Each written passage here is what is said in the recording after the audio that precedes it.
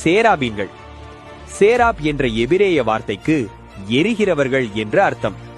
ஏசாயா தீர்க்கதரிசிதான் இவர்களை தரிசனத்தில் கண்டார்.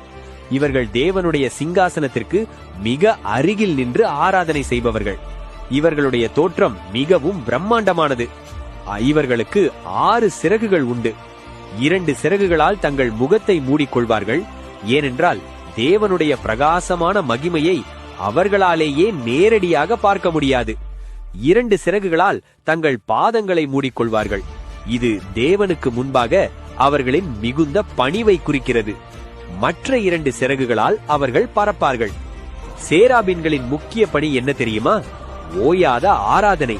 அவர்கள் இரவும் பகலும் தேவனை பார்த்து பரிசுத்தம், பரிசுத்தம், பரிசுத்தம், சேனைகளின் கர்த்தர் பரிசுத்தர், பூமி அனைத்தும் அவருடைய மகிமையால் நிறைந்திருக்கிறது என்று பாடிக்கொண்டே இருப்பார்கள்.